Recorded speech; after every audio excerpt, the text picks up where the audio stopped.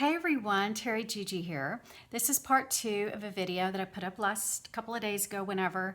And this is part 2 of talking about my journey with my father's dementia.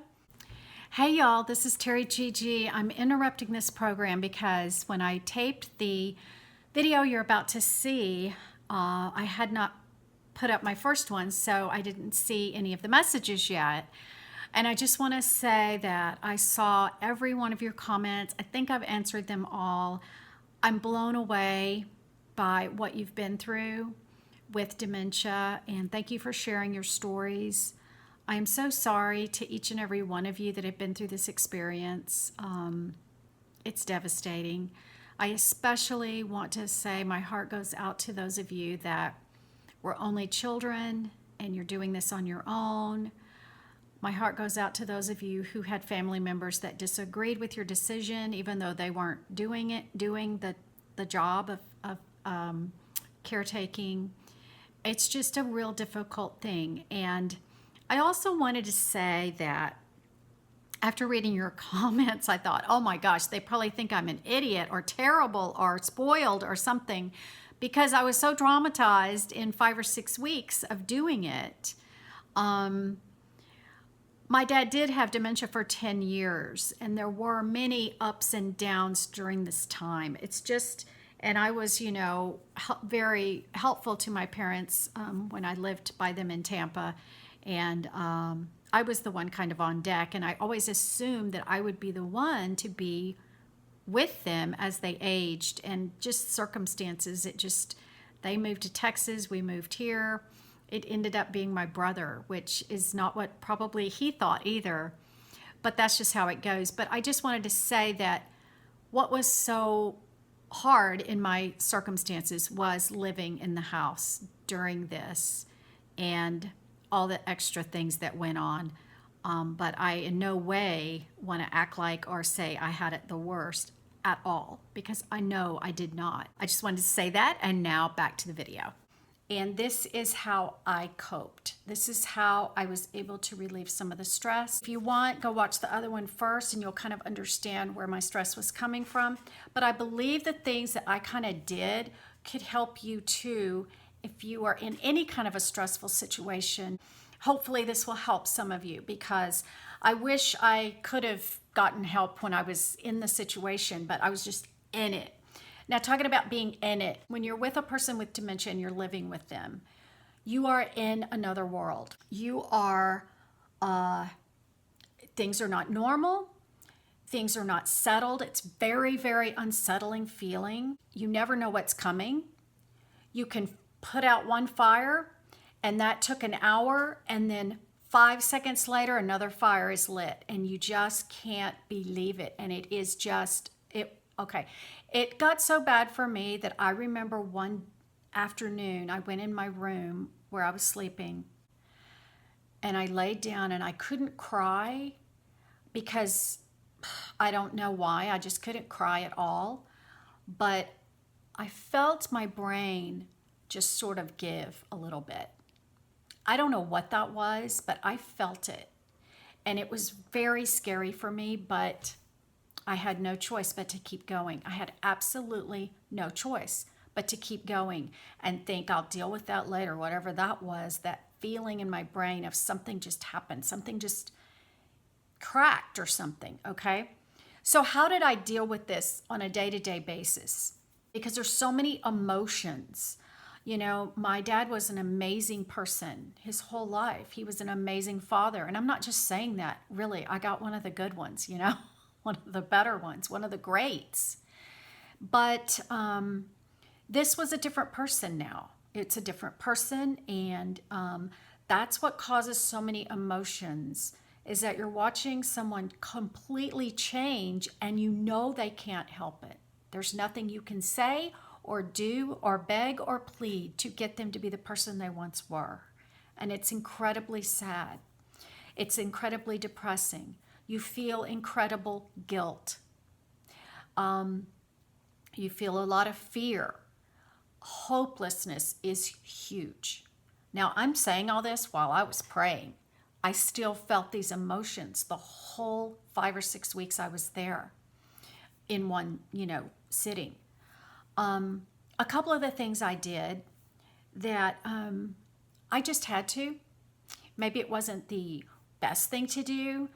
It would sometimes upset my mom, but I just, you know what? There was a caregiver there for her and partly for my dad, but they said they could deal with Alzheimer's or dementia, but if he crossed to them, they just look at me like, well, what are you going to do? You know what I mean?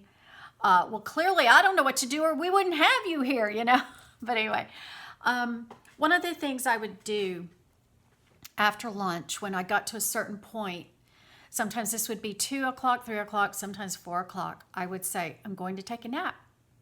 And I would go in my room and lock my door and lay down. And usually I wouldn't take a nap. I would put my headphones on and I would just watch fun YouTube videos because it would distract me and give me a little bit of joy, a little bit of laughter, a little bit of feeling creative and getting ideas, and it just really, really helped me. Something else I did was I would go to bed really early, like 8:30, 9 o'clock. I'd just stand up and say, I'm going to bed now, because my parents would stay up till 11 o'clock. No way, Jose. I needed that capsule of that bedroom to be alone, and I would have to lock the door because sometimes my dad would forget who was there and he would just come racing in the room and scare the absolute out of me. And my heart would pound and that would take an hour to get over. So that's what I would do. That was some of my coping mechanisms. Sometimes I would just say, I have to run an errand, Mom, I'll be back. And I would get in their van and I would blast classic rock and just drive through the hill country. I would just get out of that house for an hour. Sometimes I would go to my brother's and just sit. A couple of times I actually had to go to my brother's and spend the night. One of the things I did that I never thought, okay, and also in all this time I'm praying and I'm journaling, and that's helping, but it's not changing the situation, okay? It's not changing it. It's not, but it would help my emotions a little bit. But one of the things that happened, which was really something I never thought I would do, I met up with a friend in outside of Austin. Met up with a friend, and the minute she saw me, she said, you don't look like yourself. You don't sound like yourself, and you're not acting like yourself. And she was pretty alarmed. And this is not a person I see all the time or that I'm particularly close to, but she said we were going to go over to her house and I was just going to hang out for a little bit and we were going to catch up. She's from college. So anyway, when we got to her house, we sat down and she said, I'll be back in just a minute. And I could just tell that she was concerned. And I was just trying to be normal, trying to act like the old Terry, but I was nowhere near myself for months till after this happened, this whole thing. She brought me a little, a pill. And I said, gave me a little baggie. It sounds like drugs, you know what I'm saying? And it had a couple of little pills in it. And I said, what are these? And she said, well, when such and such happened a couple of years ago, I needed to take these.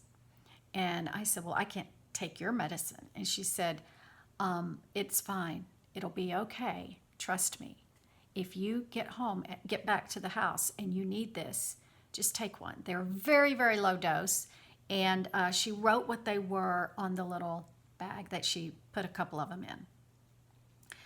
And so I looked it up and saw what it was. And it was just a pill that sometimes people take to relax, I guess you would say. But I said, oh, I'll never do that. Well, about a day and a half later, something happened with my dad. And it was really bad. We were driving and I had a panic attack on the road because he was like getting mad at me and stuff. And anyway, it was completely so stressful you can't imagine. And I had a full panic attack, which you just don't, know what that is until you actually have one. Like I thought I had one a couple of years ago, but no, this was it. And there was no shoulder, and I was driving and I was clutching the wheel and I was hyperventilating basically. And I nowhere to stop, nowhere to stop. And my dad got really quiet. He was going, "Oh my gosh, are you okay? Are you okay?" and everything. And I finally, after about a minute, got to a neighborhood pull off.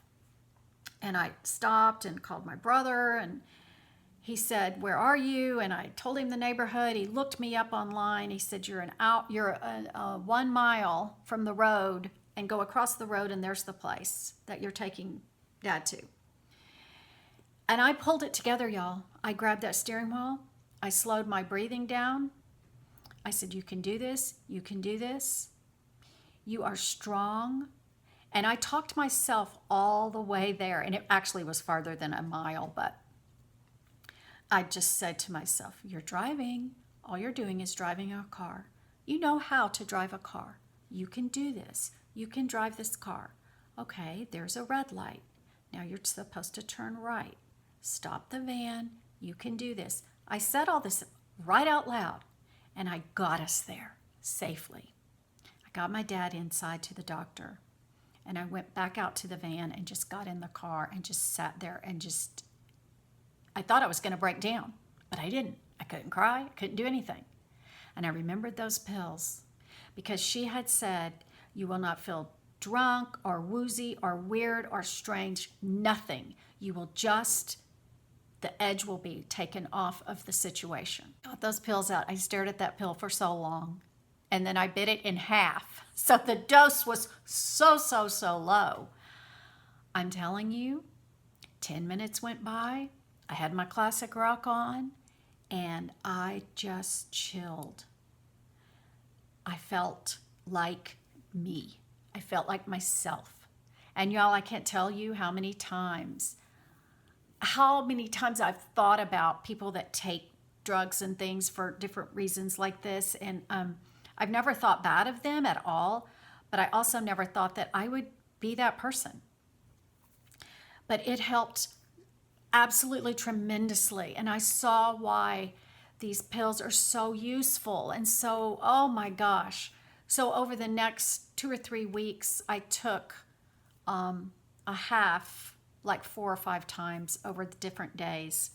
And it helped me tremendously. If I ever have something like this happen or something horrible, weird, strange, I will definitely ask for a prescription for this medication because it was a miracle worker. And I'm so grateful that my friend just took action and told me it would be okay and told me how it would make me feel and how it wouldn't make me feel. And anyway, I know that's against probably the law, but arrest me, okay? So that is the end of this video. Those are the few things I did to try to cope with a very intense, overarching, reaching situation that was just beyond my capability. It really was. Although I did cope, I did make it. I'm still here. I got over it. I'm better. I feel much better. But so anyway, I hope something I said today might help you if you're ever in this situation or one similar. I just hope that something I've told you might help. Prayer does help. Talking, I've called a couple of other friends. I saw another friend. That stuff helped a lot. But mainly getting away, if you can get away from the situation, even if it's for 10 minutes, an hour. So take care of yourself if you're taking care of someone. I don't know how you're doing it. My heart goes out to you. Just stay strong. And sometimes you do have to put yourself first. You know, most of the time, everybody comes first. That's just what being a mom and a wife is. To me, it is sacrificing for others. It is putting Jesus first, putting your kids first, putting your husband first. It is that.